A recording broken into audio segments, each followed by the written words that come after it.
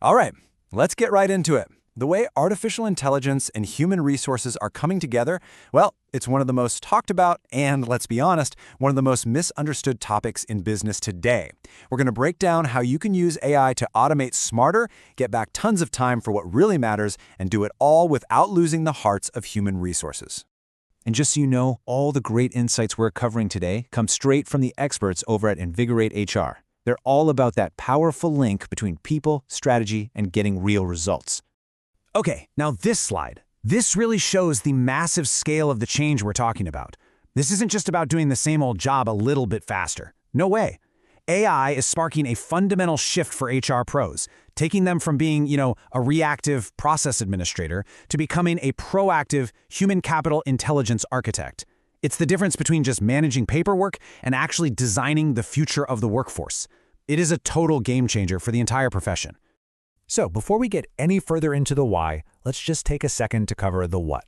It's so important that we're all starting from the same page here. When we talk about AI in HR, we're really talking about smart tech that does three things incredibly well. 1, it automates all those repetitive tasks. 2, it finds those hidden gems, those insights in your people data. And 3, it helps you personalize experiences for your employees. And what's the end goal of all that? It's simple, to help HR teams make way smarter decisions, way faster. And this really breaks down into 4 main buckets. First up, you've got decision automation. Think of it handling that first-pass resume screen.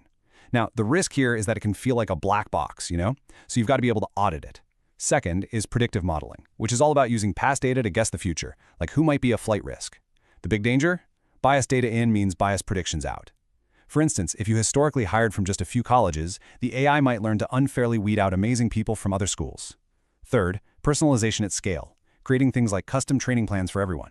The risk is you might create little echo chambers if you're not careful. And finally, conversational augmentation, your 24/7 chatbots for basic questions. The danger? Well, sometimes they make stuff up, which can create some serious legal headaches. Okay, so that's the what. But let's talk about the urgency. Why is everyone talking about this with so much intensity, like right now? Let's just hit a couple of key numbers really quick. First, the consensus here is just overwhelming. A whopping 72% of HR leaders say AI is absolutely critical to their future strategy. This isn't some niche trend, it's the new standard. And we're not just talking about some far-off future goal. AI delivers real results today. For example, AI tools can screen resumes a full 3 times faster than a human can. Think about the time that frees up. And that speed, it has a direct impact on the bottom line. The early adopters are already seeing a 40% reduction in their time to hire. In a tight job market, that's literally the difference between landing top talent and watching them walk over to your competition. Now, beyond just making things run better internally, there are 3 huge external forces pushing this forward. First, you've got regulatory pressure. New laws are popping up everywhere, putting strict rules on how you use AI in hiring. Second, it's a super competitive labor market out there, and you just can't afford a bad candidate experience. And third, the board is finally paying attention. They're asking the tough questions about AI governance and how it fits into the bigger picture. This is officially a C-suite conversation. I know, all this talk about automation and speed can sound a little threatening, right? But the goal here is not replacement.